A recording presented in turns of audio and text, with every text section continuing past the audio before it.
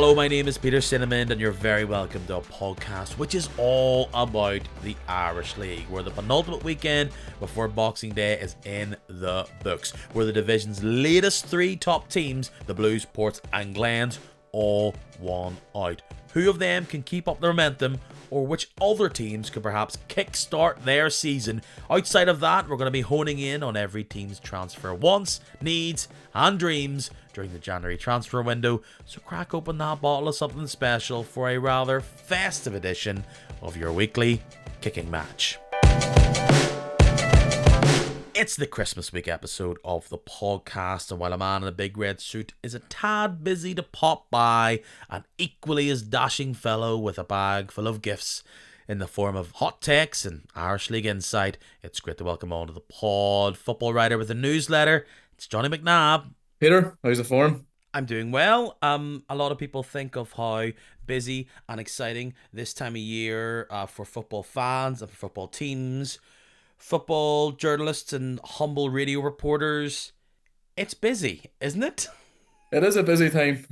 I think over obviously by the time your podcast's out and then it's Christmas Day and then there's that wee lull between Christmas Day and New Year's Day and people don't know nearly what their name is, never mind what they're doing. And them days really between the 27th to the 31st, it's just a real lull and reporting's always busy. There's plenty of football and then January will come around and things like that. So you're definitely kept busy.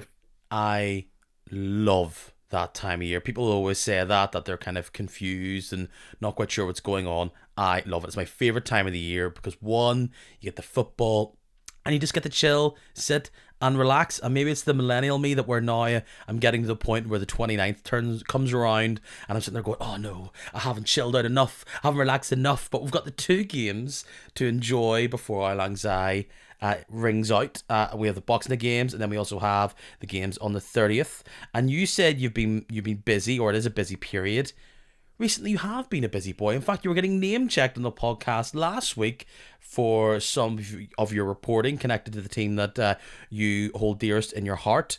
Joel Cooper, Coleraine, things to look to have solidified ever so slightly in the days since my last podcast. Can you believe it that he'll be playing in blue and white come next year at the latest?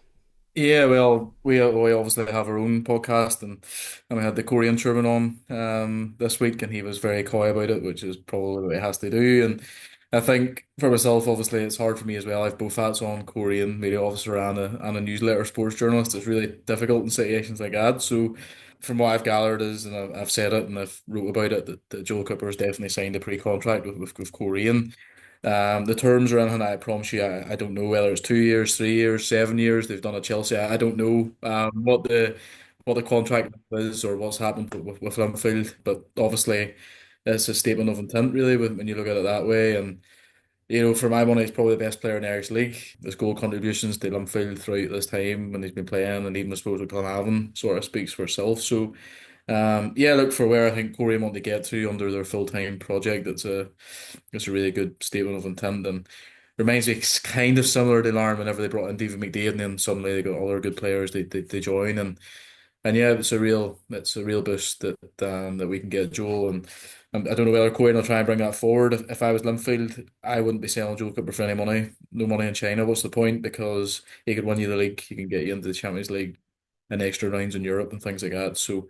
Yeah, but the signs are that Joel Cooper will be at the showgrounds by next summer. It does feel like a moment. Some people have talked about this as one of the biggest Irish League transfers in well over a decade. You're right about that big swing or that big statement of intent, you would call it, that Larne had with McDade and the others that followed through. We knew that the past summer was a big change for them, but there was never really a standout transfer that said we are shooting straight for the sky. We didn't know if it was going to be more of a slow burn. Bringing in Joel Cooper does not scream slow burn. It's that Coleraine is here and they're ready to play. They're bringing in, as we discussed last week, one of the best players in the league currently, and I'm sure As you said, no one has full details on it, but you would speculate, or at least I will on your behalf, that it is likely to be lengthy. It could be, somewhere between maybe 3 to 5 years, and if that is the case, you can see why a player like him would be attracted by that stability, as well as potentially other perks. There's been a lot of discussion this week online in regards to some people feeling as though, and there's been ex-players commenting on this idea of cash versus trophies and success. I think I feel very much we are in a position now where, yes, it looks as though salaries are bigger than they have ever been within the league, and I only celebrate that. I am a pro player. Players getting cash and getting money, I can't ever vote against that. For them, it's a short career, and if they get it, well done, because no one's handing it out to anybody for nothing. Exactly. Joel's, well, I think he's 28, so he's probably coming into his prime years where realistically he's probably got one, maybe two big contract offers left on the table, I think. So, yeah, and as well as this, look, I don't, I'm not privy to this information, but like people have mentioned trophies and stuff, and yes, look, Linfield are a benchmark, of course they are. But I would imagine within their conversations with Corey and Joel's been, but I wouldn't say promised, but been given the inklings that, other players could be joining of a similar ilk or other good players like that can challenge they add to the players that are already there. So no, yeah, look, I think it is a short career. I think if you were to put any person in that position, no matter what walks of life they do or what job they do, if they get offered, probably more money and bigger deal and more stability, you're more likely you're going to take it. So I think it's mental because it's obviously Linfield and Linfield or Linfield and Korean are sitting in eighth, but it's just one of them things where obviously he's just been given an offer that he feels was too good to turn down, and as I said, he's 28 and he's got stability there for the next too many years that he signs for. You spoke there about Linfield, and the question has been very much asked of what do they do in January, knowing that he's set to move up north come the end of the summer. And people have been mixed. Some people feel as though perhaps he should be moved on. Maybe Linfield should try and get some sort of value back. I think also Linfield have been criticised that they've been outbid or they have been outmaneuvered in some sort of way and have been unable to secure what many people view as the best player in the league. I think only time will tell in that regard if he goes on and continues to be at the level he's at for over 2 to 3 years.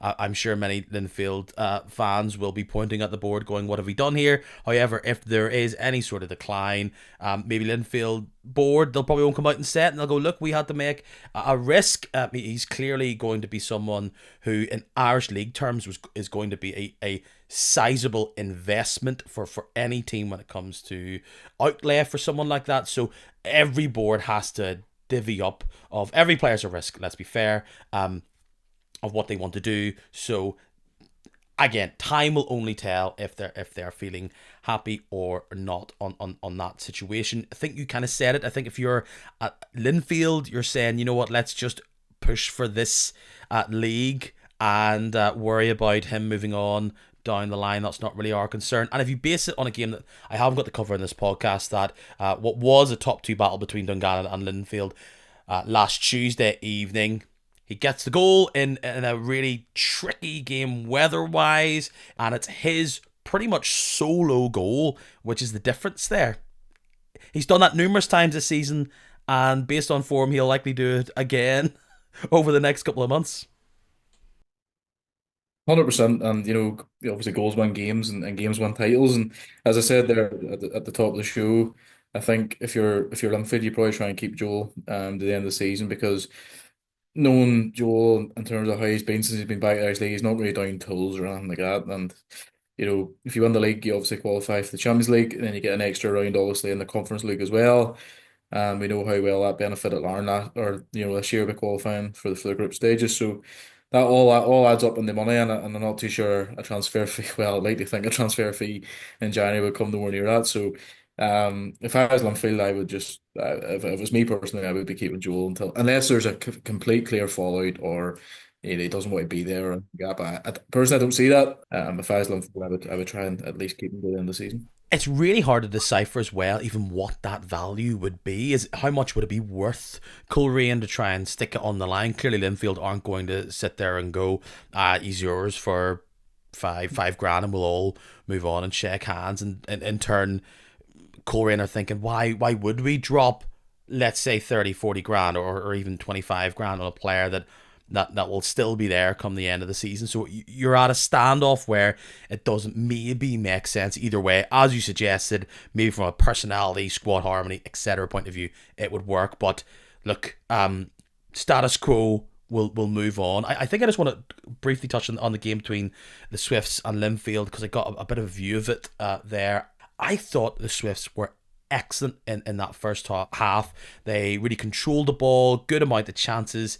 It kind of shifted slightly in the Linfield's favour in the second half, but we're not going to be able to talk about them on this week's pod because of the game being played on Monday evening, and we're recording before that, so we're not talking about Lauren Dungannon. But they're a team that, despite being taken over the weekend in the table, I still think are going into this busy period and into January in a really good position. They are indeed, and I seen a bit of the highlights. They were away to Crusaders and they played them back to back, but the league game, I think it finished two each, and by all accounts they could have won 9-2 with the amount of chances that they had. So, no, yeah, look, I think they've got a real identity of how they want to play. They've probably been lucky enough in terms of no real bad injuries, I think, as well. But listen, winning's a habit, and they've been very good at it this year, and you have to applaud them for that. And they haven't really conceded too many goals. They had a wee blip. I think was it around maybe the start of November. I think they maybe lost three games in a row and conceded 11 goals. I think it was us and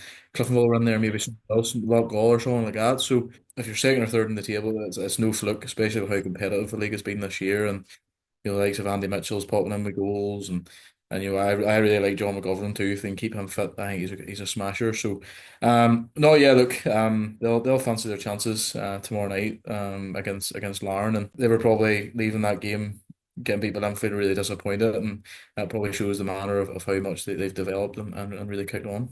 A tough week in the lead up to their final European fixture for Larne last Thursday, but of course, they go and do it. They get the fairly late goal, 79th minute. And of course, the man who sealed a long-term deal, Tomas Cosgrove, there, or signed an extension to his deal, is the man that gets the goal for them, and they finish off the European campaign with a win against probably what was penciled in to be their toughest opposition. They bag a big old boatload of cash with it as well. So an up and down a couple of weeks. 10 to 7 days for Lauren, but my goodness, did they enjoy that victory. What a potentially marker being set down ahead of their re-emergence into full-time Irish League schedule coming up. Yeah, that obviously now that's the European exploits over, and they'll now be looking really to kick on between now and the end of the season on the domestic front. The Shield final. I think they're in this is it the semi final of the League Cup as well, and then you've the Irish Cup, and they've a lot of catch up they play in the league. So they'll just be hoping that European campaign West has ended on a high, and they just carry that momentum through into the league. And yeah, Tomas Cosgrove is like a full circle. I think I seen a photo of him. Was it scoring for Larne? Was it somewhere in the Championship? And then the next picture scoring in the Conference League. So he came full circle, I suppose. But fair play to them. It's been very easy. Obviously, after losing all their games, they played Ghent, who were I think the top seeds in that group. They probably roll over and go out with a whimper, but they didn't. And credit to them, I think it was 400,000 euro or something to get for winning that game. So, no, full credit to Larne. You don't feel like a win in Europe or anything like that. So, a really good way to end for them, and they'll always go down as not only the first team from Northern Ireland to qualify for the group stages, but the first team to pick up a point and the first team to pick up a win. So, yeah, no, full credit to them, and it'll be now all systems go in terms of their domestic charge. A bizarre story this, but not one that we are alien to within the Irish League. And look, let's be fair, I'm only sharing this story based on reporting, so we haven't really got anything, at least that I feel confident of concrete wise to tell you. Like, even the club's not really being massively public about it. Aaron McCary could be missing out, Portadown keeper, on Boxing Day based on a tweet where he tagged artificial niffle saying, absolute disgrace, no leadership. This is, of course, in reference to all the postponements of Storm Dara a number of weeks ago. No leadership. Every man and his dog knew about the weather forecast, making players and fans travel across the country when a decision should have been made last night slash this morning. No leadership. £100 fine and a ban for that from the IFA. Important to make a signifier here. It is not Niffle who handed out this suspension. What do you make of this, Johnny? Uh, I think it's opened up a can of worms because now what quantifies speaking or writing something on social media? Personally, I think it's very harsh. I think what he said is probably right on the day. I've made it open and honest that when Storm Dara hit, there was an amber weather warning. The weather was never going to get any better for a game of football.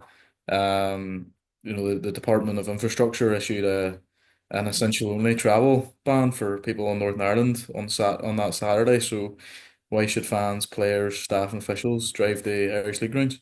So I agree with him. The call should have been made on the Friday night or Saturday morning. Look, football's cancelled this weekend, and maybe try and rearrange the games for the Tuesday night or something like that. They save people traveling, people forking out money for fuel. I think hindsight's obviously. I wonder what you think. Should I probably? He probably shouldn't have posted on social media. But at the same time, I don't think what he said was wrong. But just that's the way this society is now. So The alleged breach is of Article 15.2, which reads a player, official, or match official, club, league, or any other recognised football body or person under the jurisdiction of the Irish Football Association must not make comments or post content in the media or social media which imply bias, incompetence, or question integrity and or bring the game into disrepute or which are abusive, offensive, and or insulting, and such comments are considered to be football related. So I guess this would probably fall under the idea that he is implying yeah. incompetence. I don't know if I could really argue against that. I th and he shouldn't have probably wrote it on social media, but I know I know it was the IFA that issued the ban, but when the Niffle CEO Jared comes out and apologizes and admit that they got it wrong, is Aaron McCarry wrong with what he said? I think a slap on the wrist, maybe a written letter to the club or a written letter to Aaron, look, wind your neck in, son. Maybe don't put it on social media. Maybe, to get a 2 match ban for that, I think crazy.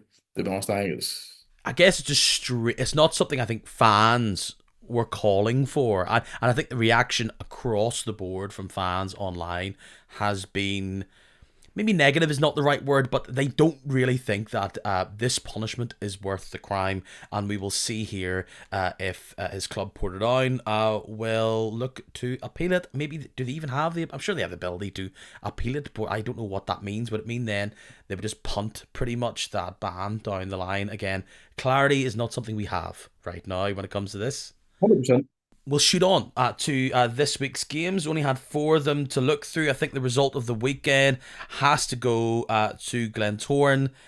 A tale of two keepers, Yolai versus Otomosu, and Yolai is the man not only celebrating the win, but celebrating a goal. This is what you sometimes want to just brighten up a weekend of Irish League football.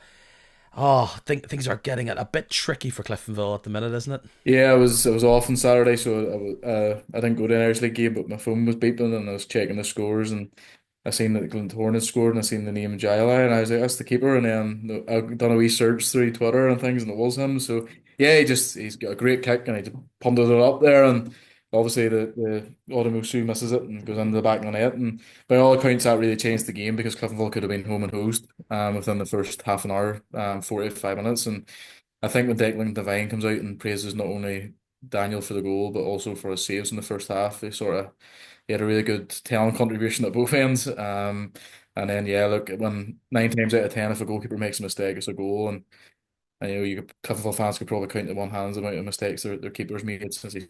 And it'll be really disappointed probably with the second one, maybe even the second one more than the first one. I know that sounds a bit mad, but the first one was a big punt, and obviously he's just missed it. I think Casey might have missed it as well, but the second one that's one that's really went through his hands. And yeah, look, it's a big win for the Glens. They've won their last three away at Linfield, Crusaders, and Cliftonville now, in all competitions. So they're in a wee crest of the wave, and they've got a couple of guys coming in January as well. And there's a big Boxing Day derby coming up as well against Linfield, and they've had Linfield's number this year as well. So he's signed a new contract as well, and things are looking a bit more rosier there. I think you made a good point there. Do you think that second goal happens if it wasn't for the fact that he was probably quite shook coming into that second half from such a big Yeah, mistake? yeah, like it's not very often you can see the goal like that. Never mind, can see the goal like that to a goalkeeper. You know what I mean? And to be fair, like I've seen Odomusu a few times and he's been brilliant. And I think it's just one of them days. It's just a bad day at the office for him, and it's just unfortunate that, again, look, as I said, that when a goalkeeper makes a mistake, 9 times out of 10 it leads to a goal. And I think obviously Casey getting sent off as well probably derailed definitely any chances of coming back into the game, and that was a frustration tackle I think towards the end. So yeah, look, all in all, that was a great win for the Glens, and they'll be hoping they rub more salt in the wounds for Linfield on next Thursday. You look at the bench in particular there for Cliftonville. I appreciate that they were without Addis and Pepper due to suspension, and now they're going to be without Casey going into the Boxing Day games. But you have Pettifer and Ojo, who were kind of names that came in during the summer. But young Madden, he's played a few games this season. Corrigan, Kevin Hawthorne, Ryan Markey, who's had the odd spurts, but young players. It shows you that this is a squad that is very much threadbare when it comes to top end first team experienced Irish League players. It is, that's just the nature of the beast. Unfortunately, unless you're Lauren, you can have a massive squad, and knowing Jim since he's been here, he's not afraid to give young likes of Corrigan and Madden, an opportunity. So whilst, Mm. yes, look, I'm sure he'd rather have more experience here, as you just said, like Pepper and Addis back at his disposal. It's just one of them things. He's likes of, even I think Sean Leopard hasn't been. He's obviously out long term as well. So yeah, it's just a real shame that the players that got there just aren't available. But that's football, and I know Jim probably won't be using injuries and suspensions and things like that as an excuse. So at the end of the day, it's 11 players versus 11, and you look at Cliftonville starting 11 on Saturday, it's as good as any team in the league. So, but yes, look, obviously squad game, especially this time of year, is helpful, and I'm sure they'll be trying to get as many of them bodies back as quick as they can. You look at the table, Glentoran up the third. As much as people would look at them being quite inconsistent this season, they've been ticking along fairly nicely. But the team that are sitting second based on goal difference, having played one game less, is Portadown. They keep winning, they keep getting results. I look back outside of that Linfield game, which they lost at Windsor Park a couple of weeks ago. The last time they lost a game in the league was all the way back in mid-October. They have been building up the points, getting the wins, especially at home. That's two North Belfast sides who have went down to Shamrock Park and went back up the road with nothing in their pockets. Perhaps not as dominant or as in control as they were last week, but this is a results business, and at the minute Portadown are really shining on that front. A huge end of the year here for Niall Curry's men. I always said this at the start. Whenever they Portadown scored all the late goals, like, it's not a fluke. They play to the very end, and that's a real togetherness and a never say die attitude. They get something out of the game, and yeah, I watched back the highlights. I think Niall Curry's probably on a mission, probably lucky enough to maybe hang on for the win. I think Crusaders hit the bar a couple of times and things like that, and they had their own chances. But listen, when you look back at the results, it doesn't say Crusaders hit the bar or played really well. As you say, it's all about picking up the 3 points. And the Portadown fans will be saying, "Stop the count, get the league stopped now," and they'll be getting their passports renewed and things like that. But no, listen, on a serious note, that's an incredible start. And there's plenty of things to be really optimistic and heading into the new year. I'm sure many ambitious Portadown fans felt as though they wouldn't have to worry about relegation this year. And people kind of thought, they brought in a lot of experience, but second at Christmas is really something. A team that was not really uprooting trees in the championship last year. This has to be Niall Curry's finest job. We spent a lot of time last week talking about Portadown on the podcast with Johnny Dunlop from the club. But for Crusaders, that's their third loss in a row in the league. They get a week there going away to both Mid-Ulster clubs in Glenavon and Portadown, and they get nothing. It looked as though they were going to maybe get a bit of momentum going in that game on Tuesday night against Glenavon, scoring the goal first, but Glenavon got the burners on, and the 3-1 was the result there. Are you feeling concerned about the Crews in regards to where their season is going to go? I know every week we talk about the idea that this is a team that is very much finding themselves, and I know they had a really patchy run, maybe middle part of the season so far, kind of September, October time, but they're not going into the North Belfast Derby particularly in good form. No, 100%. I've seen Crusaders three times this season against Korean, obviously, and they beat us 2-1 on every occasion. And then they go around and maybe drop points left. But their results are probably just telling of a team that is in a different transition, a different it's a new era, I suppose, under Declan. And yeah, he's probably frustrated as well because if you look at Saturday, they seem to have missed quite a few chances and ended up getting nothing. They took the lead away at Glenavon and ended up with a defeat as well. And after they beat actually Korean, I looked at the league table and they actually had a fair few games in hand as well. And I was expecting them to go up maybe second, third in the league, and I think is it their sixth or seventh now, so they're seventh. So yeah, no, I wouldn't be worried. It was probably it was a season I was probably expecting from Crusaders, if I'm being totally honest. Probably a bit patchy. Have a few really good high catching results and maybe not so many good results, and they'll probably just be looking to solidify, trying to get into the European spots and having a good cup run. As I said earlier, winning is a habit, but losing can also be a habit, and I'm sure they'll be looking to try and address that. Strange actually spoke to a number of Crusaders fans this week, and I think I'll maybe get into it more when we're discussing our look ahead to the January transfer window. Your feelings of not being concerned, I don't know if I fully share that, Johnny, but I'll save that for later on. Those looking to see what a Joel Cooperless Linfield team looked like, well, you got a view of it on Saturday, and guess what? They were efficient and they got the points. I'm sure many people viewing the team sheet on Saturday ahead of that game against Glenavon thought, oh, what's going on? And then forgot he was suspended for that game due to a combination of yellow cards. It's just Linfield doing the business, getting ahead and seeing it out. I guess Linfield teams of years gone by, vintage sides you might say, would blow out a team like Glenavon, but that's simply not what this blue side are all about. But if you look at the lead that they have at the top of the table, it is ominous. I said a number of weeks ago that I think if they pretty much run out and get the guts of a 100% record over the December period, the title would be theirs already. They're pretty much halfway there in my eyes.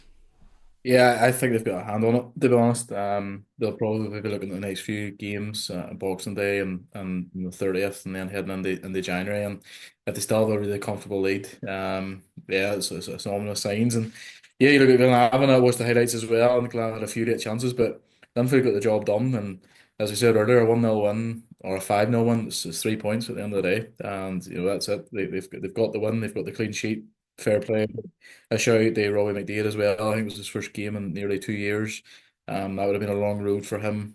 So for him to come back as well adds another dimension to Olympia's attack. So they've got the job done and maintained their grip at the top of the league. I appreciate that. Very few people in Northern Irish football media probably see Loughgall as consistent as I have this season and probably last season as well.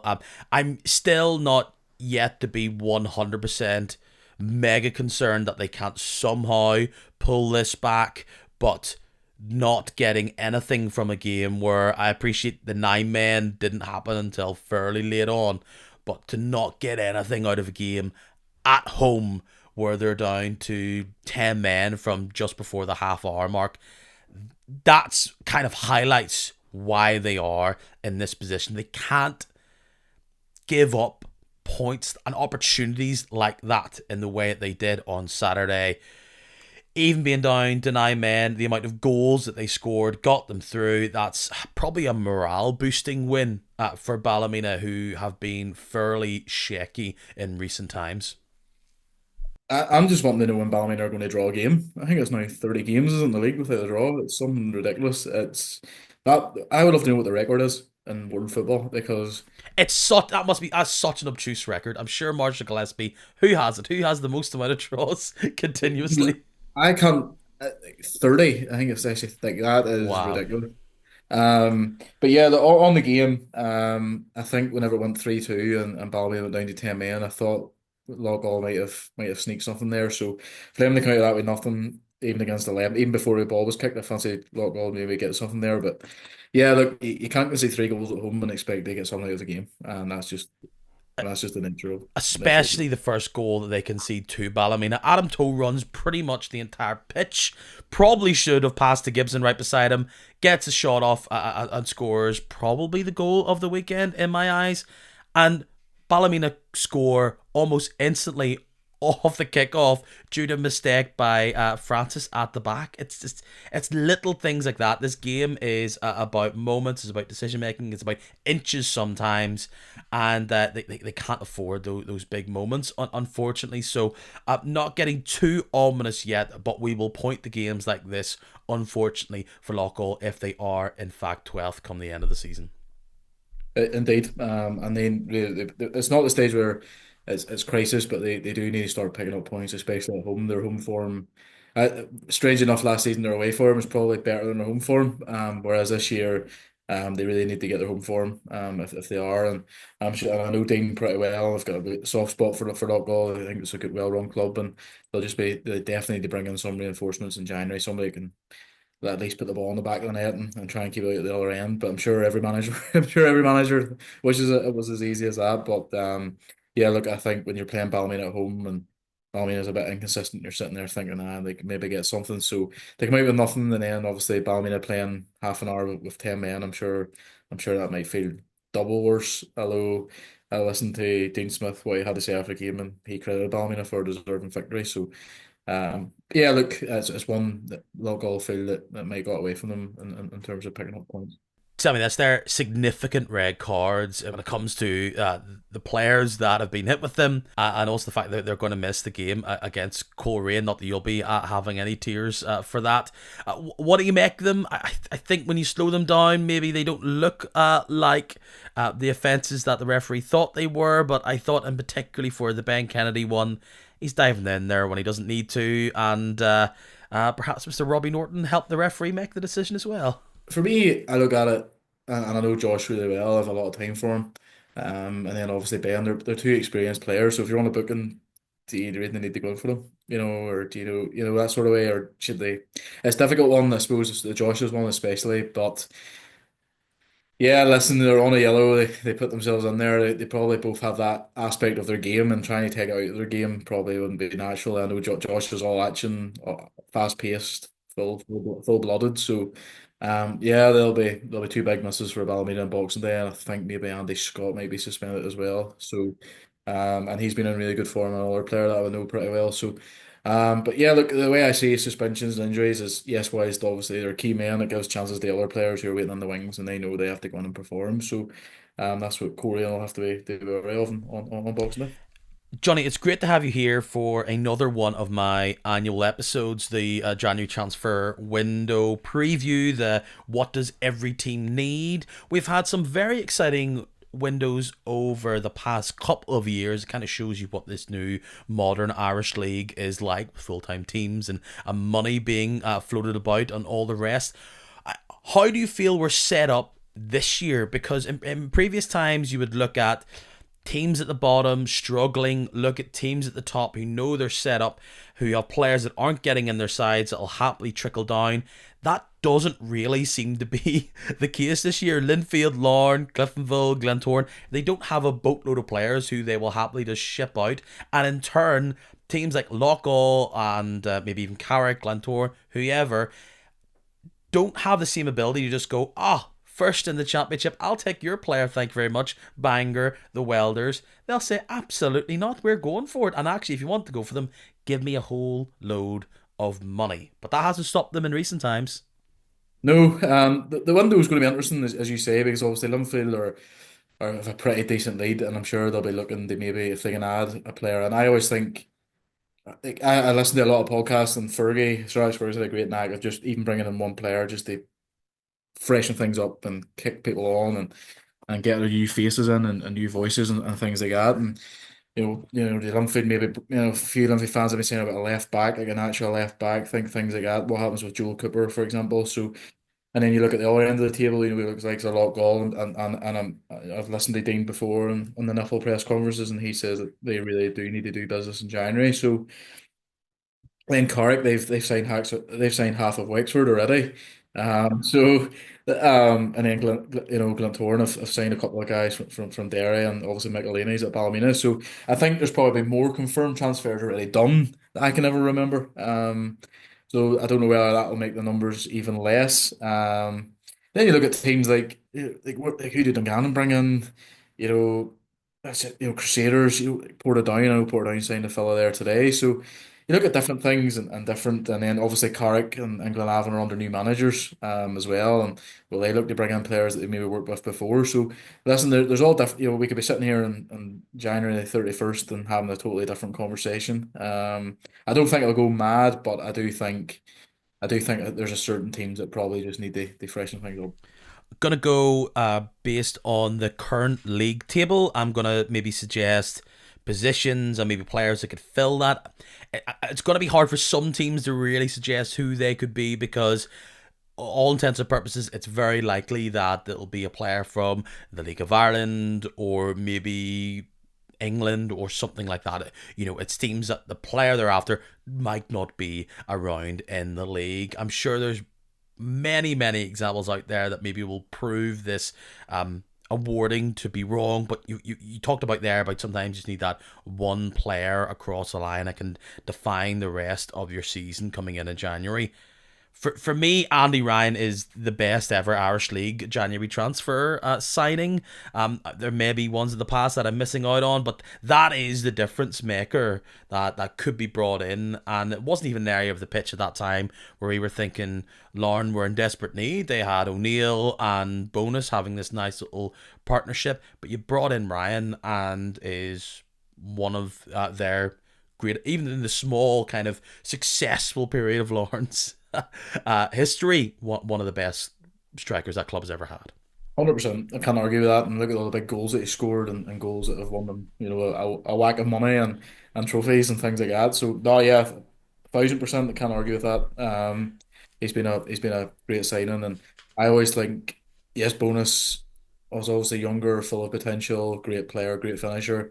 Andy Ryan's probably the more cuter one, the cleverer one, but his fantastic runs. He makes great runs and gets space for himself, and he's potent in front of the goal. So yeah, and in terms of Korean in my Januaries, there's been like likes of Chris Johns was fantastic for us the time we signed him from Bangor. Rory Hartland came in 1 January. There was Curtis Allen, I think, signed 1 January.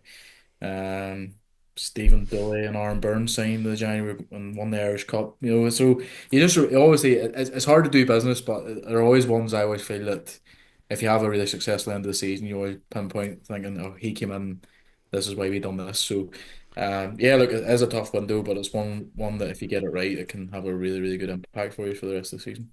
So starting with Enfield because they are top of the table. They're a team that's had a lot of issues when it comes to their defensive armory, but that seems to be fixing itself, and it's not area of the pitch where I'm going they particularly need it. I guess the amount of goals they've conceded probably points to that, but they have currently Hall, Roscoe, East, and Whiteside all fit in a sticky situation. Shields what pops in there. Fans have pointed out maybe a left back that could maybe give East the chance to move elsewhere. Obviously, Orr's been starting back there as well. McGee can oftentimes be your right back, albeit he's a player that can really fit anywhere, although I do like him in particularly at right back. Left back, it's one of those situations where if a player pops up or comes up, maybe there's not as much as I kind of talked about. Maybe was it last week or a few weeks ago about how many great left backs there are? Is this really the time for Linfield to go firing out money and going, can I have Adam Glennie to come our way? But that would very much be a great way to solve that. They still have McKay there, who hasn't got a huge amount of game time with the Blues. I wonder, do they try and find a winger from somewhere, only because if you look up top, and of course every team in Linfield's position would like an extra striker, but McDade's just come back. They have McKee, they have Fitzpatrick. Cooper can be pushed into that position sometimes if it all works out and they're changing their shape. I will get to Reece because he's one of these cogs that I feel as though could find his way maybe elsewhere, or be something other teams are looking at. Similarly in midfield, they've got a nice little crew of Fallon's now back. They've got Shields. They've got Mulgrew. We all know that the likes of Josh Archer can come in there, so there's not a huge amount of stress. Again, they would like to add bodies. It's probably not time to change keeper for them. So, I mean, I think, as much as Liverpool fans haven't said, it's an alternative to Miller and or Cooper. But there's no one across the league where I would go, that's someone that you could fit in quite nicely. Yeah, you must be reading my notes because I've Adam Glennie's name written down as a potential left back. Oh, it would be similar to the McGee transfer last Yeah. year, where they're like, let's get him in now. And in my time since Dungannon been in theirs league, they've signed Linfield have signed quite a number of players from the league, even going back to like Mark McAllister and guys like that. So I love Adam Glennie. I was actually chatting to Gandhi Mitchell the last time I was at the showgrounds, and I said I think he's class. I love watching him. I think he's a great player. And Jack Scott is it or Jack or the right back John Scott as well. I think they've always Dungannon have always seemed to have really good fullbacks for some strange particular reason. But yeah, for me, I've left back written down. I think maybe a natural. I think there's we haven't really replaced Matthew Clark. I think he's quite doing quite well at Livingston, but I think a natural left back would really help them. Probably not a priority. Let's be honest. I Mm-hmm. wouldn't be shelling out massive money. But I think if they were offered one and it fitted the bill, I think they would take it. I look as well at Anfield. I think the likes of, Stephen Fallon, Fitzy, East, McDaid, Walsh, Mulgrew, Roscoe, McBreen. I think they're all out of contract in the summer. And Cooper as well, obviously. So that's going to be their that's nearly going to be their January between that now, I suppose, and then the season's going to be trying to sort all that out. That's a lot of players. That'll be a lot of turnover.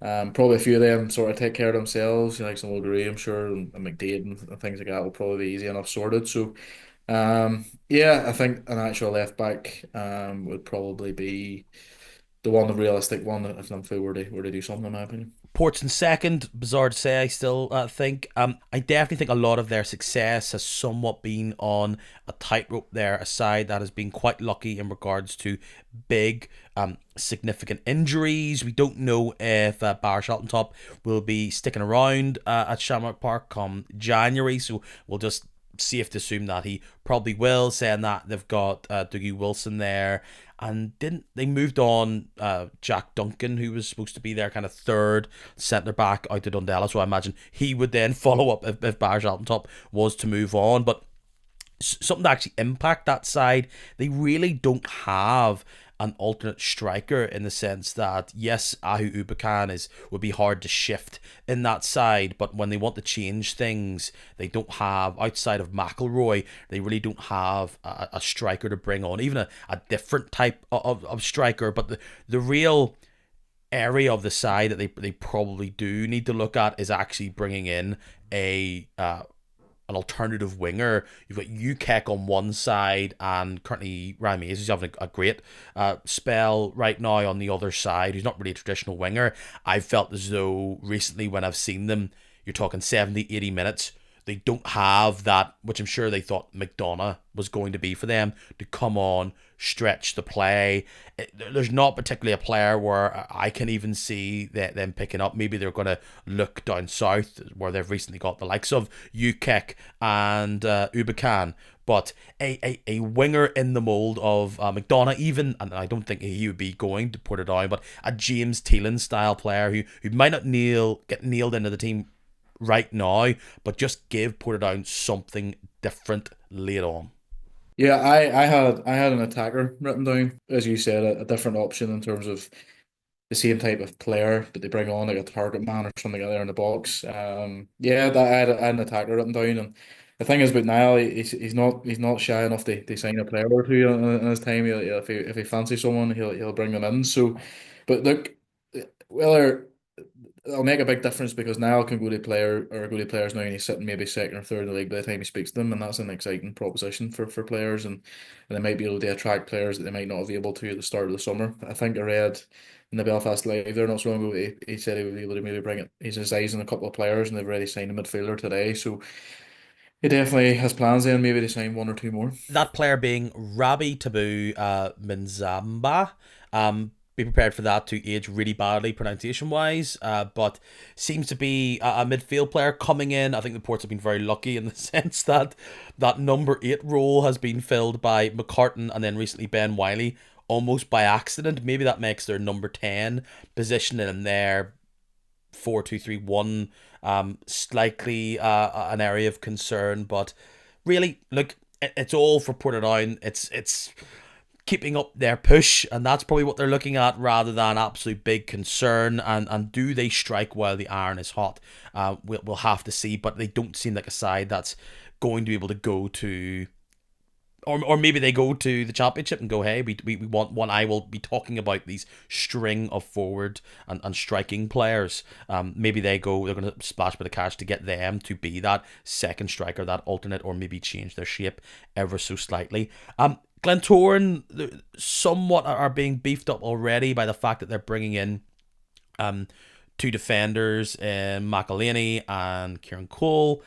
So then you look elsewhere, and attack meets wing is an area for me where you think they could add depth and they could add maybe a bit of quality if possible, because to a certain extent you have Dylan Connolly on one side, which is being a nailed on starter, and he's doing well, and they have had this rotational striker between Fisher and Jenkins and Donnelly, and even Arashiwa is getting in, doing a bit more as his big junior replacement target man. So maybe there's not a massive need up top as in desperation, but Jenkins is almost being played as another wide man of a 3 sometimes, and that is not probably a long-term solution for them. I never feel like they truly replaced what O'Connor was for them last term. He got a serious amount of assists and goals, and just sometimes they're frustrated because they can't go from one end of the pitch to the other without these big long balls, and maybe someone who could carry that on the ground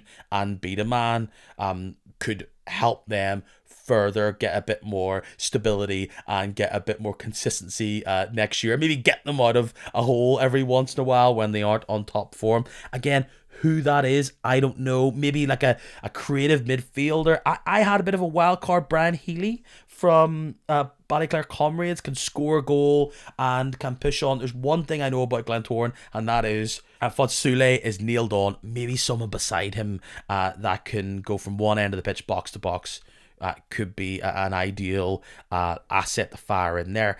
Who would you eye if you were a Glentoran fan? I was sitting there, I had a name written down, I had Jack Malone written down actually, because obviously at Glenavon, creative midfielder, probably Decky would probably know him from his time at Derry City. So, but whether or not Jack can go full time or whatever with the Glens, I genuinely don't know. Winger wise, I had Gavin White written down. His time's gone quiet with there.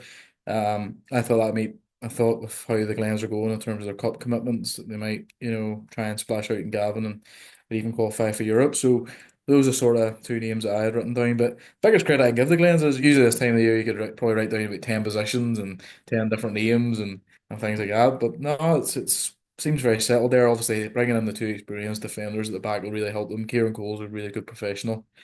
Shane McElhaney as well has been there, knows the crack. So, and obviously they've both worked with Decky before as well. So, they've really obviously brought them two guys in, and if they can add to that and the attacking end of the pitch, they'll be even more delighted. Swifts again, feels bizarre in recent times to be talking about them so high in the table for something like this.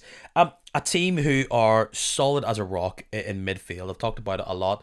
They aren't a kind of a traditional shape wise, but between Bigorama and Alves and Knowles and Dillon, they just control that central area and can transition beautifully, and they have such an outlet in McGovern, and as well that alternative type of striker, the big man, the target man in Andy Mitchell.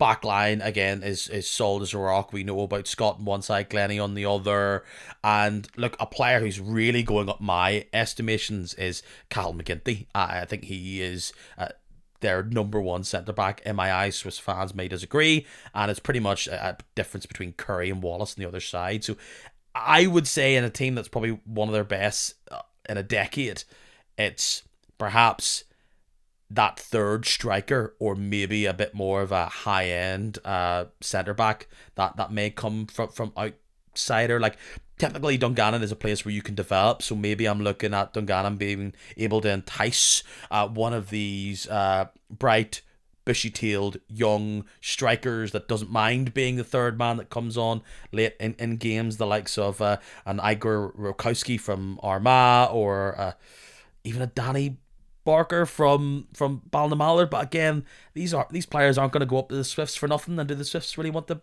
bass out cash? Maybe it's a long-term investment in that front, but I would say maybe just a different striker, or someone that can fit in when one of those boys are down. I appreciate maybe Thomas Maguire's being that, but it's that for me. Yeah, I actually in my notes I have, do they need anyone? I think sometimes you from working with Rod and knowing what Rod's like, he will bring in somebody. I think he always likes to freshen up the squad as well. But I look around, I think they're solid enough between the sticks. They haven't conceded many goals. The midfield, Alves. Somebody said he was 36 the other day. I couldn't believe it. That has Yes. to be a lie. I don't believe it. And then if Keelan Dunn, I love Keelan Dunn. I think he's a great player. And then obviously, the likes of Galvin as well. And I suppose reading or listening to what you were saying, sorry, probably another striker, yeah, because obviously you've Big Mitch and you've John McGovern there. I suppose you can play Thomas Galvin, but I suppose that Mitch is that such a leading force up there. He's an experienced head in the team. Doesn't like, he can link players up. And he's been around the league, and he knows what he's doing. So yeah, I think if Mitch got injured, yeah, obviously you've John McGovern as well, I suppose, playing in behind him as well. But I think probably a striker. But as you say, to come up and really play second or third fiddle, it's going to be very, very difficult for somebody to come in January and settle for that. Cliftonville's hard because we all discuss the striker quandary that they've been in, but it's not like there's a huge amount going on there, and how desperate they may feel to do that, I think might be on the lower end. Obviously, they want to still go for Europe and go full tilt and go for a cup run, etc. But they're not in a real position where they're thinking, we need to bring in player X, Y, or Z to really go for this title. They're a team that is being very successful as they try and develop, and there's the players we were talking about there, the Maddens, and Markies and others who are unlikely to become proper nailed on first team players come this season, can have their time in the squad. They're probably looking to see of who can we bring in that can either help improve or maybe add a bit more meat to the bones squad wise, and maybe just give them something different. I've got Junior written here, which may seem odd because it's not really their style of play, but he could definitely give them something when things aren't coming together, and maybe help relieve a bit. Now, he's a particularly prolific player when he was with Glentoran, but just relieve that pressure on him. I think maybe this is totally incorrect because of style and all the rest of it, but they're a side who would be good at picking off other great players from teams lower than them, but I can't see in the table who that is, and who's there. There isn't the same players come out of contract obviously in January, so it might be a wild card from the League of Ireland, but they're a difficult team I think in this situation. They are again, as you think I'm copying you, but I had striker written down. I think Joe's not going to score goals forever. It feels like he is going to score goals forever.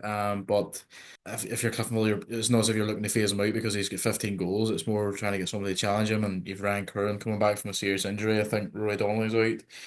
Destiny Ojo isn't really getting much of a look. And I think Jim, to be fair to Jim and Skin, they've got really good contacts and they've brought in a lot of players from like Scotland and the League of Ireland. So I don't think they'll be short of options. It's obviously just trying to get someone for the right fit. Um, that I had striker written down. That was the first one. That was the easiest one for me was striker. But but then you look at the strikers that they lost in the summer: Ben Wilson, Ashford, and Ronan Hale.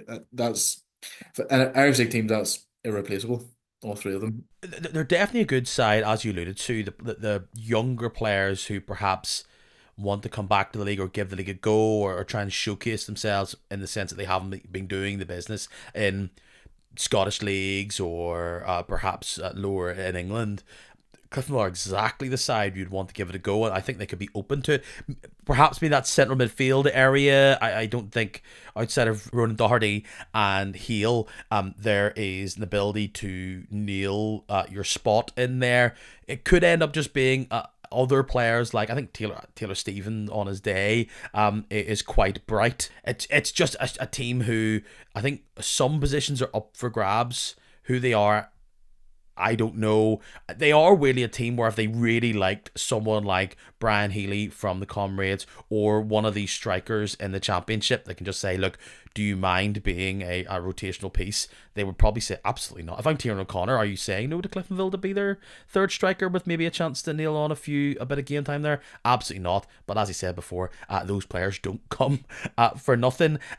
This was written in the Stars weeks ago. Ballymena, it is striker. I mean, it's their big issue at the minute. It's something that can change the game for them because they've got Carson and when he's fit, Jarvis in the midfield. Ben Kennedy was that player that could get in between the lines, and they have a decent amount of wit provided by I think Scott in particular is their best wideout at the minute.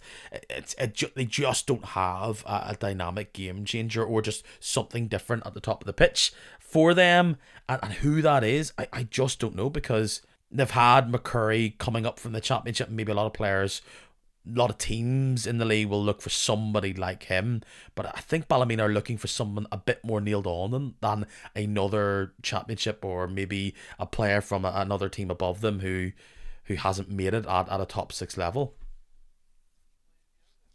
Well, you know, investment in Ballymena recently, and they'll probably rise and get an eye-catching arrival. Who that is anyone's guess. There was rumours going around that they were in for Danny Mullen at Derry City, who's a striker.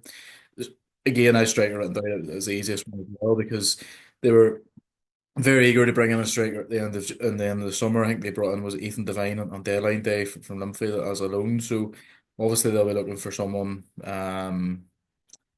more permanent and a longer future with them. I think as maybe another. Then I was going to say goalkeeper because Sean O'Neill can't go around forever, but then he just signed a new deal. So I feel like Sean O'Neill's been around.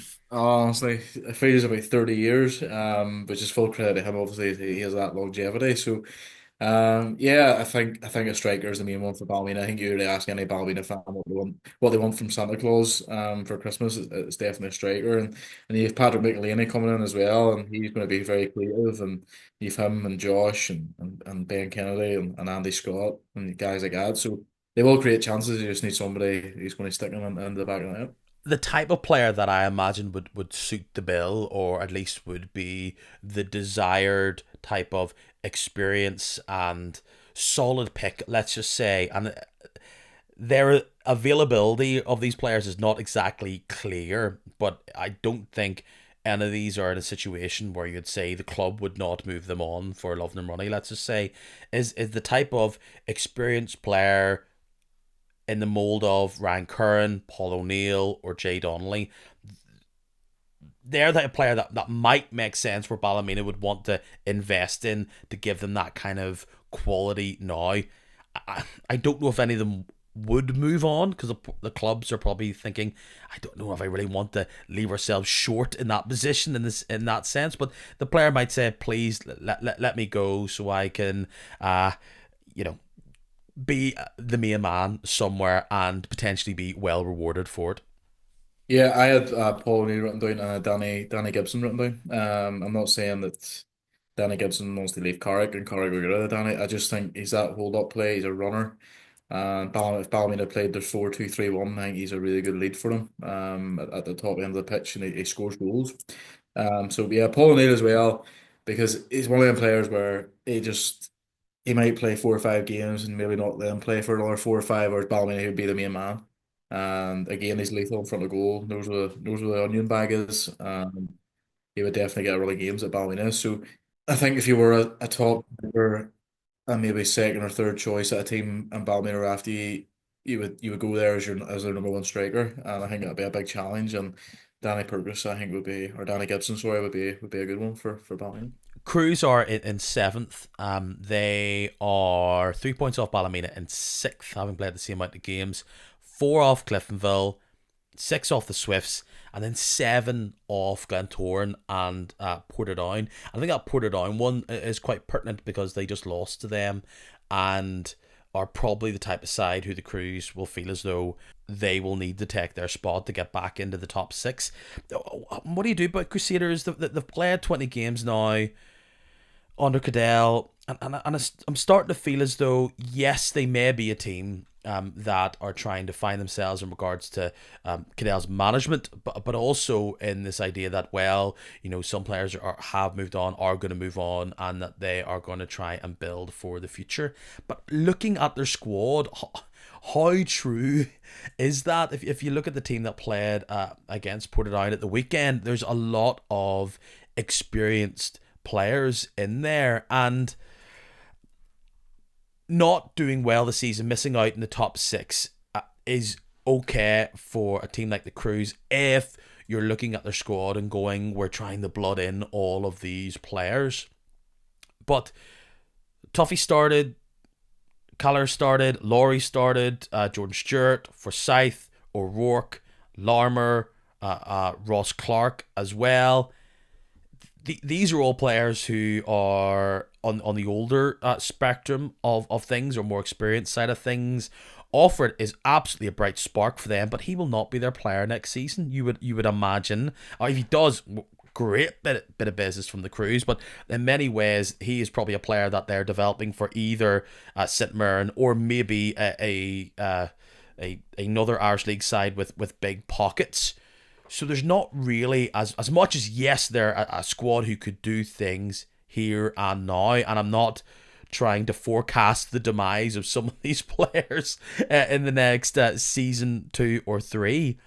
But when you have still Jordan Owens coming on for his 10-minute cameo, that's great if you're getting wins, and it's almost maybe is unfair on to judge Cadell when he's stuck going, well, how many players has he been able to bring in?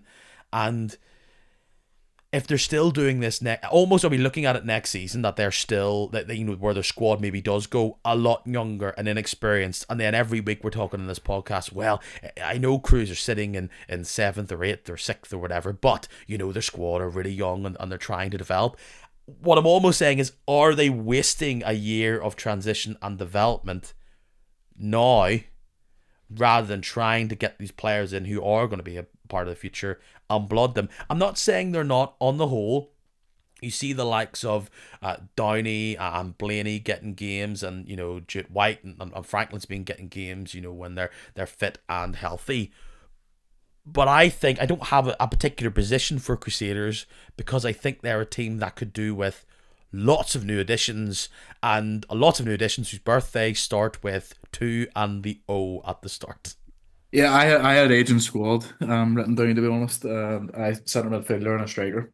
I think striker wise they've been pretty unfortunate because obviously Adam Lakey had a serious injury and he links everything up for them. Kieran Offord has been a really good player for them, and he'll have ambitions to go back to Scotland and playing in whether it's the Scottish Premiership or the Championship. So if they could get him tied down to a longer permanent stay, that would be an unbelievable signing for them. Simon Fowler is a weird one. I don't really have many names written down again. Is it going to be a League of Ireland sort of job? And again at the back they've had bad injuries as well. I think Billy Joe Burns is out, isn't he? And guys like that. So yeah, they do have an aging squad. I would agree with that. But it's getting players in that it's just going to take time. And again, like I think Jimmy Gallagher's another one. He's just came back from a long term injury and is playing as well. So yeah, probably a freshen up of the squad. Would probably be that again. Two positions. I said midfield. I think you look at Larry. He can still do it. To be fair to him, Robbie Weir, Jordan Forsyth. They're probably the wrong end of 30. So Probably centre midfield, bit of legs in there. I think the wee boy Josh Williamson's been very good when he's played. But probably, yeah, centre midfield and a bit of legs. I appreciate I'm sounding very, very, very negative, but I think just when I've talked to a number of the Cruise fans, which I alluded to, their concern is that the season's going to come and go, and they're just going to be in a more difficult position where they don't know if the younger players that they have are going to eventually step up. And you would actually argue that a team like the Cruise built their dynasty on developing their own players, and they've probably been a club who've always had to rely on bringing players in from other other teams lower in the division and taking them up to being top end of the league players. I think when they brought in, you would say even Hickey back in the day, O'Rourke for Scythe, well, they brought in Calgary, but they used to be the team, the factory where you used to play for a lower team and you nailed your colours of the mass playing for them, and perhaps they need to go back to that. But are they just caught in between where those type of players do not come their way and without the big kind of fee, and boy would they need to get a couple of them right if they were to fire it out. So I don't know, but definitely striker. Look, they have been unlucky in regards to a number of their players.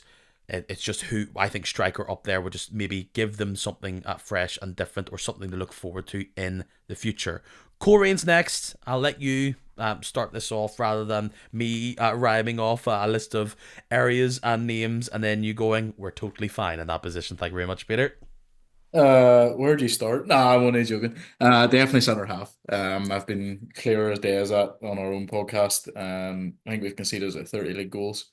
I think we've only three centre halves on the books. Graham Kelly's been out for quite a long term injury, so we were down to two centre halves. London Kane and Dean Jarvis have even had to fill in at centre half at times as well. So centre half for me is the big one. Again, where that comes from, I don't know. I would imagine that could be League of Ireland or maybe the likes of Scotland or England. I had Sam Todd written down. I think he only signed a short term loan deal at Larne, didn't he? From Derry City, someone like that. A bit of height and presence in there would be good. So no centre half. And I still think a centre midfielder as well with a bit of experience as well. Or a bit of leadership in the middle of the park. Would be my two choices. In the new era of potentially the likes of Joe Cooper being a possibility, I've written down, and it's very bold and it's very just kind of big namey. I appreciate that, but a player like Bobby Burns, is he going to play for Galway next season? Probably, perhaps. All intents and purposes, that is what he will be doing next year. But if Coleraine were looking at putting a player in a position of the team that really improves them instantly, still has plenty of years still on the docket, knows the league, etc. He would be an excellent signing. Perhaps pie in the sky, perhaps doesn't fit in, but I mean that is a player that would be another big statement. Centre half's difficult because it's not like you look throughout the league and see he could be someone that could come in and you would instantly improve. I don't think a Barney McCune is really a level that maybe or be attractive to someone like Coleraine. And look, Glenavon in no way are going to sell him mid-season. So would there be a centre-back throughout the league that you could see yourself jumping in on? Or is it, as we've discussed before, it's these somewhat no-name England, Scotland, Republic of Ireland player that will soon, you would like to hope, become a big household name in the Irish League? Yeah, that's the way I look at it, and especially with us being full time as well. It's not going to really appeal to maybe guys who are, part time and have a really good job. So Sam Todd was the first name got in my head because it was lazy and it was easy because he's at Derry City. That's why his name obviously entered my head. So, and I think he only signed a short term loan deal at Larne. But yeah, centre half from somewhere would be lovely, and maybe a bit of experience in there too that can help the likes of Cameron Stewart and Kyle McLelland on as well. So, for me, an experienced centre half and an experienced centre midfielder would be for me. Where on earth do we start when it comes to Larne? Because they're a side that has so many solid players in their team, and some would even look at their squad as a whole and say that is a team that has very few glaring issues and should be able to get them to the title. But I think if they look, it's a big mountain to climb. I would argue anyway for them to usurp Linfield at the top of the table before the end of the season. But how and where they improve this squad, I don't know, because they're probably shopping in a different area. I think a Gavin White would be excellent, perhaps just not economical for Larne, in what you don't know what he brings and does he really fit their shape. I think perhaps maybe Larne are trying to look at it from a less, how can I say this, Gavin White might be more mercurial for them, and they probably want to be more system based in how they develop their team. And I still feel like I go on about this. Could it be trying to find that next league bonus? I don't know if it's internally within the league, because they're probably looking at Lusty slash Benjamin McGee to be their next bonus. What they're probably looking for is someone that can fit in if Ryan isn't healthy, or be a big proper second striker to Ryan to help dominate, and maybe even rotate. Outside of that, I would perhaps say centre midfield. I know that Leroy Miller looks to be coming back, and having him really helps fill that position. But I've always felt since Sule has moved on, it's an area of the pitch that they could really add a big blockbuster name. I just don't know if they're currently playing Irish League football. Yeah, with Lauren playing 3-5-2, I don't see where Gavin White would maybe fit in, especially as he's an orthodox winger, if you know what I mean. I actually had written down Lauren maybe trim the squad slightly, because they did sign a lot of players later on with the Conference League in mind. And I say trim the squad, yet they're still in four domestic competitions, when you include the Shield as well and the League Cup. So yeah, to me, I'm looking through a squad here. I don't see many real weaknesses there, to be honest. It's a great squad, especially at the back with the centre halves like so Sean Want and Aaron Donnelly and Big Yeah, Bolger. because So you'd probably say Ferguson's nailed on in nets. You have Ives one side, Cosgrove the other still, Want, Bulger, and Donnelly all being fit. You then can fit in Graham there. Ives moves across. You have other players that can play, the likes of maybe Todd or Siri can fit across that back line of five. We all know their strikers are O'Neill, Ryan, McGee, and Lusty. And then centrally, it's a mix of Randall, Thompson, Miller, McAneff can go in there as well. It's really just adding an extra bit of depth where they're probably going to be playing. You cannot play no matter all those players one Tuesday, Saturday for weeks on end. 100%. And for me with Lauren, you don't need any more squad players. You need somebody there that's going to be a blockbuster, as you say, somebody that just walks straight into that team. And that's the difficulty of it, because that just shows you how strong their squad is. They've nearly two players for every position, if not three in some areas. So, yeah, that it's going to be very, very. I think it'll be very tough to get better than probably what they have, would be the way I put it. But that's the challenge. Lauren have always seemed to recruit it pretty well in a January transfer window. So if they do bring anybody on, it'll be interesting to see how they fare on. Do they have a different view if they lose to Linfield before New Year's? Do they perhaps not go as heavy for it, or no matter what they have to view this as we can still do this and full pedal to the metal pretty much? Like knowing Lauren since they came up and how they run things, that they'll not be even if they lost to Linfield, they will still think that they could win the league. They'll battle right to the very end. And Gary Haven's from the town. He'll not settle for anything less than that. And they're still in the Irish Cup. I don't think they've ever won the Irish Cup. Their League Cup as well, and obviously in the Shield final, they'll want to win it what feels like for the 15th year in a row. So, no, listen, they'll want to. No, they'll not see it that way. They'll see it as they want to continue to hit the ground running. Carrick's unique. They are a side who have improved significantly over the past number of months since Baxter took over. They're a side who many people had a lot of big thoughts and thought they could have been very ambitious this year, and they've shown what they can do under a different stewardship. They're a side who have a number of experienced players, and clearly what Baxter's wanted to do with bringing in Boyle, Forbes, O'Malley, and Webb, three of them from Wexford. It's Forbes who comes from Athlone, is to bring in bodies to bring down the age of his squad. How they all fit in, I don't know. In particular, I think it's they're going to be very thankful that Maculitis has been able to turn around his season the way that he is. I don't know if Carrick is really in a position to worry about long-term succession planning in any position. I appreciate a lot of Carrick fans would like to maybe get a nailed on goalkeeper for them moving forward, maybe get them a bit younger, higher stature. But that's not going to massively change things for them. I've just got energy in midfield. I've written down goalkeeper. Sorry, yeah, I wrote down goalkeeper. I think any time I've seen Glendinning the last few times he's made a few errors. I think any Curry fans I've spoken to have said a goalkeeper.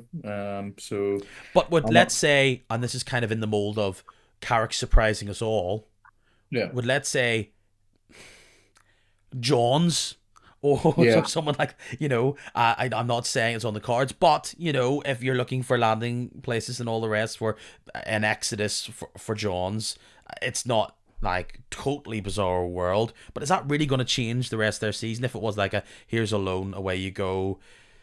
Is that what they need? I think they're starting to look pretty good when it comes to the threat of relegation, but to me, if it was me and how Stevens came in and this is his first window, he'll be looking to plan for.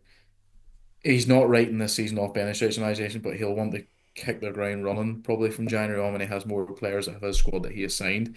So I agree. I don't think a loan would be much use unless it was a loan with a view to obviously purchase. So I think if they were to bring in a goalkeeper, it would be somebody that that would be there for a few years. And to be fair, he has been in the Wexford and rated them. So if Wexford have a goalkeeper, very likely he could be at Carrick. But I did have goalkeeper written down, but where that comes from, I don't know. they could probably do with another striker in the sense that if Gibson was to go down, they're pretty much down to Allen and McGuckin, and how consistent and healthy he can stay is probably a question mark. It's an area where, for some reason, and we get to some players, top teams, where that's pretty much Lorne and or Linfield, but I think Lorne are going to stick with a lot of their squad players just for the amount of games on and off that they're going to play. I mean, if Josh Archer was going to drop down,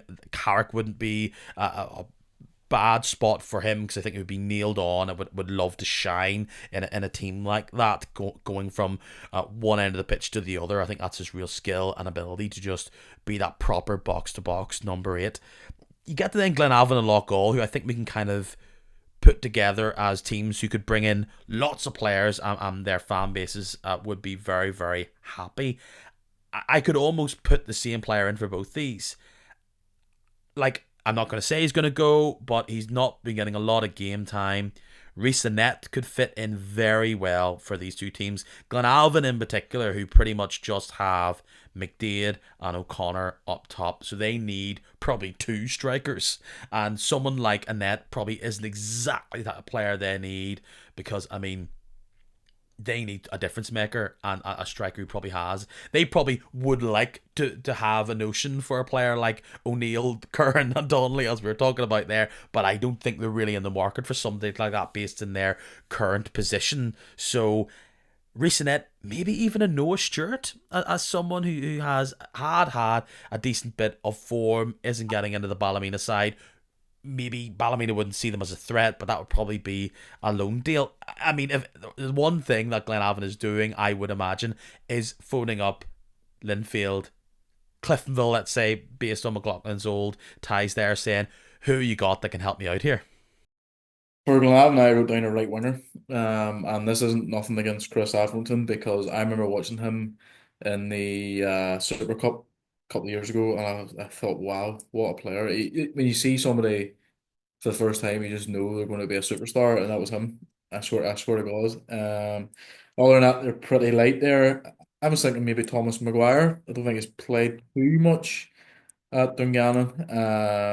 And I like him. I think he's quick. I think he would work well under Paddy. And So I had Thomas Maguire written down for Glenavon as a right winger. I like that a lot, for sure. And width was an area of the pitch that I felt concerned about for Glenavon because simply they can be strong and firm against a team like Linfield away, and they'll have other games like that, but they simply just don't have much of a go or a hope, I think, because they just don't have that player who can break through and maybe make a half chance into something. It feels as though they need to have nailed on chances and they need to huff and puff until they get a goal, and they need to make their attacks far more fluid, and relying on Atherton on one side and maybe Peter Campbell, who doesn't have that total breakaway speed that he may have had. Not that it was a particularly strong facet of his game before, but I agree, they just don't have width in the same kind of way. Lock goal's difficult as well because they clearly aren't working at the minute. And, Hoey, for example, he's well, he's asked to go. Things would seem to be as harmonious between him and the crew there. So, I mean, he could be someone that would maybe go to Carrick or something like that. But I don't know. Like, they are a team who have a good reputation for developing and looking after players. So maybe someone like Reece up top could be a nice difference maker. He feels like someone that'd be quite similar to that Benji McGee mold. It's maybe like big body players that don't get, even though they have plenty of them as well, that will be able to get stuck and in or about. Maybe they need someone like, let's say, Harry Murphy from Glentoran, who isn't really getting a game to come in. Or do they use this January to kind of hit and hope on some championship players that will happily come in, or they can get in themselves, knowing that, well, look, maybe we'll find a next star here who can be a quality player that hasn't shown it at this level before, and if it all goes poorly, well, at least we're starting to build for next year. Yeah, for me, for Lock goal, I had striker again, and they just need to score goals. It's as simple it's as simple as that. And I was thinking there, maybe I know Michael McClellan's doing really well at Dundela this year. Whether or not he fancies another crack at the Premiership, I don't know if he's just happy to stay at the Duns and bang them in. Yeah, he was one name that I'd written down. For Loughgall, it's probably a difficult one for them because obviously they're in the same catchment areas like so Portadown and Dungannon and Anna and Glenavon, and they're all seemingly the same mid Ulster area looking for the same sort of players. So it's probably difficult for them. But yeah, I had Michael McLean written down, I had Reece written down.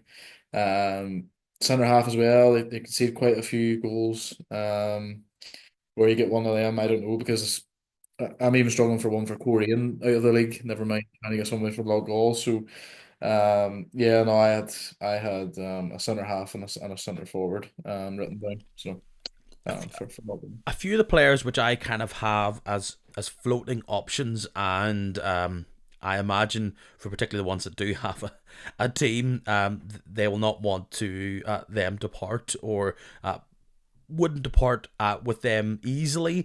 It's kind of my collection of exciting but unproven players in the championship who are scoring goals. I know I've been quite high on the likes of Tiernan O'Connor, who is currently sitting third, I believe, in the scoring charts. 2021 has scored the spectacular, and I think will no doubt be a quality Irish League striker. Which team, if any, is going to be able to get him across the line and get him in? Because maybe getting him in early could avoid a bigger price down the line and be able to secure and kind of build your team around someone like that. Igor Rakowski, 20 years old, Armagh City, again scored 10 goals, I believe, this year. Is some team going to bring him in? We've talked about this idea of third strikers for some teams that are doing quite well. Him sitting back at Portadown and maybe Dungannon, interesting option there. Danny Barker, really exciting for Ballymallard, like really burst on the scene. Brian Healy, a player who's actually done a number of seasons for Ballyclare Comrades, this midfielder who can really burst from deep, knows where the goal is. I think they're interesting. One player for me that sits above all these is James Teelan. Let go by the Crews. Wide player, winger, did very good things for Newry when he was with them. He even had a loan season with Carrick last term. We don't know if he's concentrating on other things in football. He was obviously released. Um, I think he would improve a lot of sides in this league, or at least be a great alternative option as well. Anything that suggests he might be finding a new home within the league? Yeah, that was a good one. Glenavon as well. That would suit him as well. Down to a T, I think a team really needing a winger. I've also written down Darren McBreen. He's not kicking much at Linfield. No. Again, does he need to go out and play and rediscover that mojo that he had when he was at Dungannon? So, guys like that, I think would do really well at Glenavon and Local, where it would be guaranteed game time. Let's be honest, and they need that for their own careers. So, yeah, look, I think James Taylor on a free for anybody would be a really good capture if they can get him. It's some of the biggest games of the year. It's what we all look forward to. All the chat is about, and probably the biggest preview of the year. It's Boxing Day. It's all the derbies, all the big ones, all from the Bel Clasico to the East Coast Collision. Let's start, of course, with Glentoran Linfield. Glentoran have Linfield. One of the most interesting, actually, derbies, seen those two in a long, long time. Linfield flying at the top of the league. Glentoran are in better form they have been in years, and they have got their number. At the Oval, these games can often be tetchy and difficult. Do the Glens have the Blues number again for what would be a miraculous and incredible fourth time? Yes, I fancy the Glens. And I know that's pretty mad, considering it's not very often you beat your rivals 4 times in a row, but I just think the momentum's with them. And I think and obviously look, I'm not saying that I'm don't win anymore, they're flipping either 11 or 13 points clears at the top of the league. But I just fancy the Glens to sneak it. I wouldn't surprise me if it was a draw. I think if you were to offer Healy a draw, I think he would take it, to be honest. But I think it's just something about the Glens. I just think they're going to go on a wee run here, and they've already won their last three.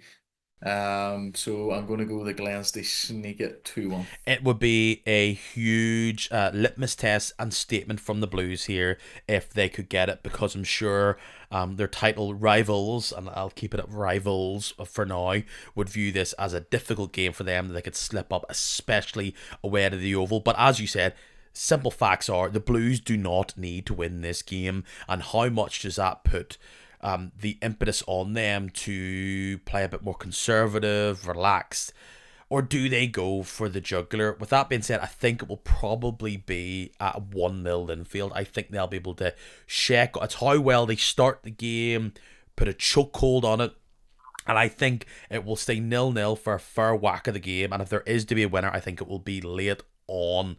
I would be flabbergasted if this is a high score either way. I am actually going to, as much as everything tells me to go for a draw, I'm going to go 1-0 Linfield. Glenavon against Portadown, another sellout there in the middle. So Derby, I mean, Portadown have lost against Glenavon earlier on in the season. Very much kept McDonald going there for them. It's the informed side going away to their rivals, where usually the form gets thrown out the window. Again, I think this will be tetchy. I think this will be low scoring, and I would argue that's probably going to be 0-0, 1-1. But I almost could see Glenavon doing it again and getting the win there. I have a draw penciled in here. I have a 1-1 draw. I just think Paddy's first real test at home, I think, in the derby. Yeah, I'm going to go for a draw. I think obviously Glenavon had a good result in their last home game against Crusaders. By all accounts, they weren't too bad on Saturday away at Linfield. I think in the second half especially. So obviously look Portadown, they're second in the league, or they're getting their passports renewed and everything. They're the hypes around them, but I'm going to go for a 1-1 draw. I think it'll be blood and thunder. The atmosphere and all will be good. And I'm going to go for I'm going to sit in the fence here. I'm going to go for a draw. If Portadown were to win, and maybe you'd argue one way or the other if going away to Glenavon is more difficult than home to the Crews and the Reds. But what a position they would be in if they could get the points there against Glenavon, but I do think ultimately I'm going to go 0-0. I think their sides don't have a huge amount of goals, and particularly with it being played at Mourneview Park and the atmosphere there, they'll have to leave the door open for the Ports, and I don't think Glenavon will, and that will make it kind of a tetchy affair. Third sold out game so far of the collection here, which I think is overall great for the league. Crews Cliftonville at Seaview, both teams. I mean, this must be one of the more meek, I guess. Like these teams are going into this game in wretched form. Crusaders haven't won in the league in 4 games. Cliftonville lose 2 in a row, and particularly dramatically poor fashion. Let's just say going down the 9 men in the other game, and then a howler for your keeper against Glentoran at home. I mean, could go anywhere, but I would favour Cliftonville, even though it's at Seaview. This could be anything. This could be 3-0, three either way, or 3-all draw. Yeah, I'm gonna go for a 2-all draw and a red card. I think but red cards for both teams. I think both teams will finish with 10 men. And I'm going to go for a 2-all draw. I think both teams obviously have their injury issues, especially Clifton. I think they may be 10 or 11 out there on Saturday. And obviously they're going to be without Casey again. I fancy Jody, they score one. And Crusaders, I think they'll be just itching to get back. They picking up points, and I think they'll grind out a draw. I agree. 1-1, but I mean, just one of the most pointless suggestions or guesses of the entire run of this podcast. Because as you said, I don't know what teams are going to be out there, how it's all going to fit, what the big atmosphere will play. Will it be a boring, like I said, 1-1 as I'm suggesting, or is it going to be Blood and Thunder 4-2? Anything could happen there, and could be very, very enjoyable, or a bit of a difficult watch all the same. Hard to really talk about the games where the Swifts and Larne are in due to their game at Stangmore Park, which will be played you probably in the rear view, if I'm being honest, by the time you're listening to this, dear listener. We'll start with Larne against Carrick, the game which I've been trying to label as the East Coast collision for pretty much the entire history of this podcast. I mean, Carrick make it difficult for everybody. It feels like Larne hasn't played an Irish League game in about 6 months. Larne should be well up for this. If they don't get the result at Dungannon, it's a whole different affair. But I do think Carrick not playing last weekend either. I think at Inver Park, Larne will get this. It might be 2-1. I can't see it being a blowout, but I think this will be a big momentum builder for Larne, regardless of what happens against the Swifts. I think the nature of the day for Larne might have to be patience. I think Carrick will probably try and frustrate them and delay and take a wee bit of time for throw-ins and kick and goal kicks and things like that. And the big thing for Larne, a game like that, is probably trying to score early. And if it doesn't happen, they're just going to have to take their time. And yeah, I think it'll be an uneventful 2-0 win. I think they'll probably get one maybe tail end of the first half, and maybe get one with about an hour to go, and see the game out. So I'm gonna go 2-0 Larne. I think it will really tell us where we are, based on those two games for Larne, because they need to need to set themselves on fire instantly. But yeah, I can see Carrick being a real difficult game on this occasion for them. And I don't know if maybe Inver Park puts more pressure on them, but yeah, I'll back Larne 2-1 there. Similarly for the Swifts, I can see them putting on a quite heroic performance, especially at home. And these are 2 home games they've got, and they're excellent home against Larne. If they were to get a win, amazing, but it would kind of be irrelevant in regards to their game against Loughgall, because of course Loughgall went to Stangmore Park earlier on in the season and stung them when they were probably flying as high as they have all year. And in turn, a great chance for Dungannon to put a marker down themselves over the next week. I just can't, especially based on their performance against Linfield there the week past. I'm not going to, for the Swifts, I'm not going to predict that they collapse against the Loughgall on Thursday. So I'm going to give them a win, and in fact, probably a good win for them is 3-0. There's always seems to be always like a shock or a scoreline that you don't maybe think is going to happen. And I think it's going to happen here. I think Loughgall will get something, and I'm going to go for a draw. I think Loughgall will go there and take a lot of heart from their last one there. And I'm going to go for a 1-1 draw. And finally, the main event: Korean Ballymena at the Korean flavoured showgrounds. You've had the rest. You've had the squad buoyed by the news that Cooper will be joining the ones to stick around next summer. Ballymena have both Ben Kennedy and Carson watching, and Scott, sorry, watching from the sides. You have to kind of take control of this, don't you, and get the win. No comment. No, no, I do fancy Korean. Is there a weird pressure outside of the derby, knowing that actually, what do Ballymena do? Do they kind of batten down the hatches, maybe catch you on the break or something? Like they sometimes that injured opponent, injured animal can be slightly more dangerous. Yeah, like I find Ballymena really hard to predict as well. They won at Cliftonville earlier there a couple of weeks ago, and nobody seen it coming at all. And they are very. They'll definitely score. I do think Ballymena scored at showgrounds. We've really struggled to keep clean sheets this year. I think we've only maybe kept 4 or 5 in the league. We can see that one. I think we're the second leagueiest defence maybe in the league as well. So I do think Ballymena will score, but I just think with the form, if we can get Chevy fit, just the form that he's in, and like so Reece Campbell and Jamie McGonigal, I just think they'll have too much for them, and I'm going to go 3-1 Korean. I can see Ballymena really frustrating Korean, and maybe Korean starting slow due to the lack of games they've been playing. However, I do think just the amount of players that Ballymena are missing for the GIS game, and particularly top end players for them, it really makes their window opportunity a lot smaller. So I'm going to back Korean here and give it to you as one. I'm going to say 2-0. But I mean, Ballymena have the opportunity to try and shut this game down, and hope between McCurry or Devlin, they pop up. And look, they have been a real thorn in your side over the past number of seasons. Even when they were horrible, they were getting results against your lot. Yeah, Boxing Day hasn't been overly kind. I think if you look back at recent results, it's been I can remember a couple of defeats, a few wins in there too, but it hasn't been a real. It's been nip and tuck. Played Ballymena twice this year in the league, beat them in was it 3-1 or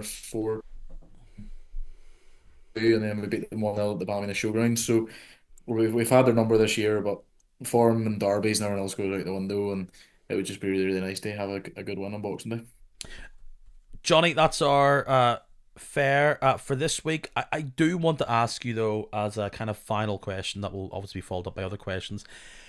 Tell me about this Korean side of yours, because me and other commentators throughout the season have been perplexed and maybe frustrated on Koreans fans' behalf of why is it that they have not been able to keep up the form, maybe get a real strong run of wins going.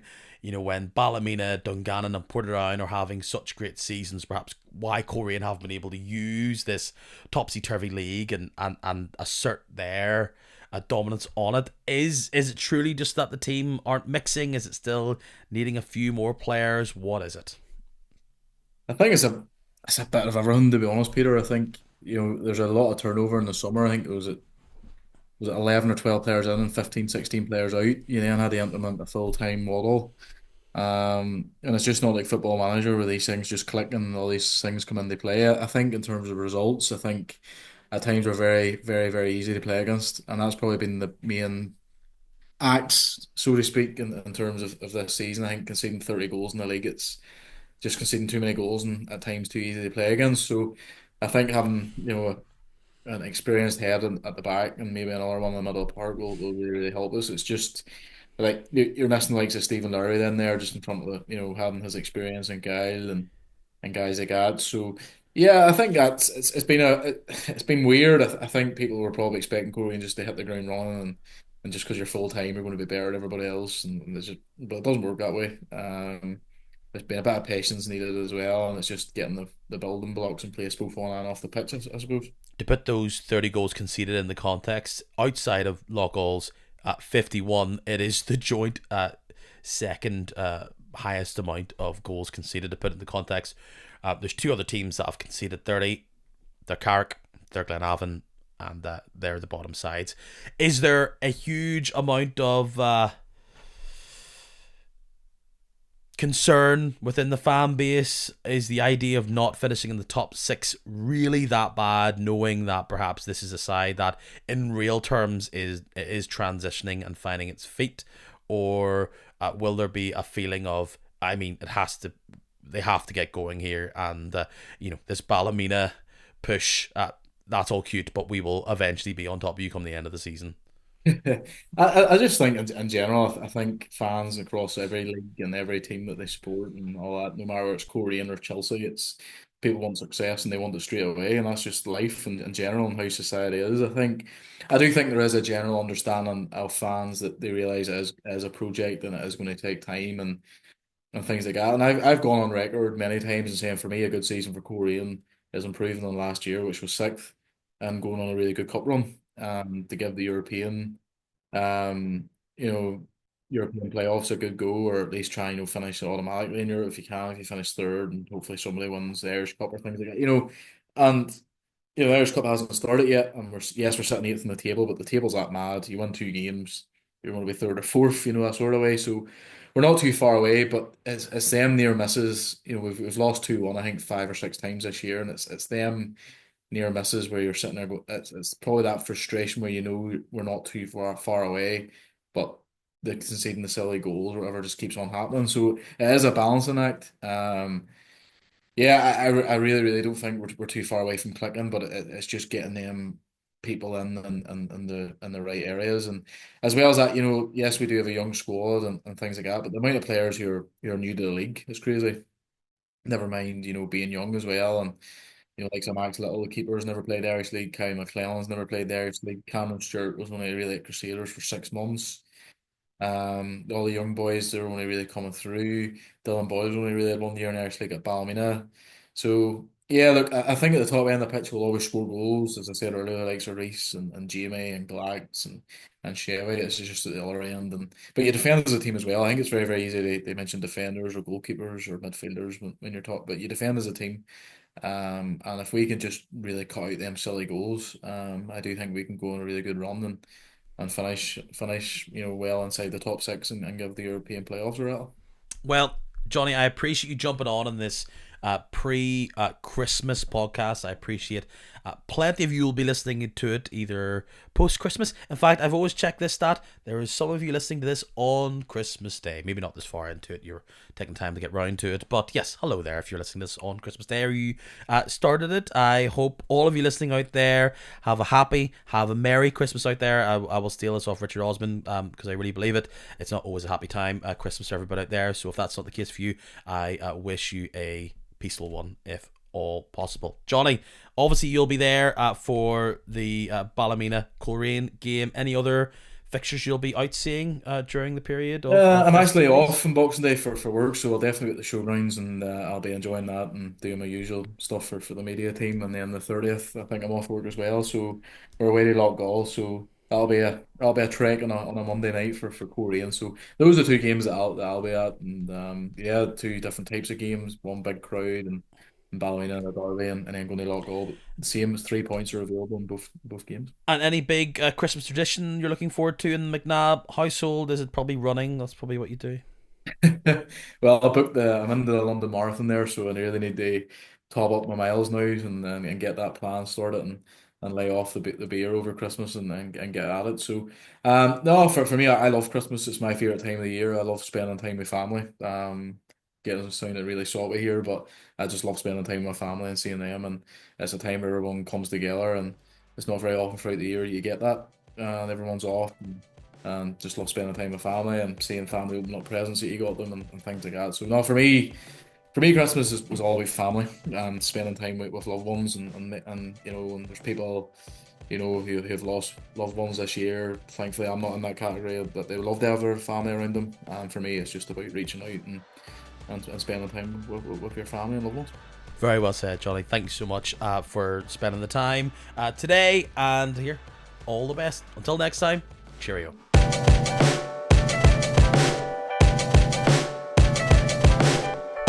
I think episodes like that one really hammer home that I have been ticking along with this for 3 years now, because you know what, a random Monday recording in October is lovely, it's great, but when you're sitting here for the third Christmas in a row, or the third Christmas week in a row doing a podcast, you're like, wow, I have been doing more than this than a hot minute, I guess. I still feel like a new little newbie podcast, but clearly that is not the case, because some of you have been following along since August 2022, and I am very appreciative if that is the case. I know a lot of you have only been following me this year, and I am still very, very appreciative. This might be your very first podcast, and you're all the way to the end.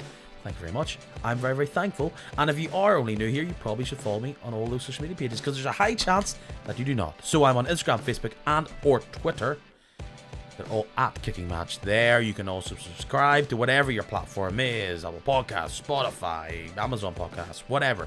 Subscribe. It's easy, it's free, and it gives you a little notification every single time a new podcast comes out. Like this week, where it comes a little touch early, and there's a weird schedule this week, so should be a podcast coming out, let's say maybe Friday-ish, once all those games happen on Boxing Day, so stick around for that. And of course, you want to give a little gift, you want to see this podcast in live living colour, that's what you want to listen to this man talk about Irish League football in real life, you can do that. Of course, it is Kicking Match Live, very first time, 21st of March, it's a Friday, 2025, Pug Uglies in Belfast. See you there, and outside of that, I hope you're keeping very well. Keep safe, keep good, chat to you soon.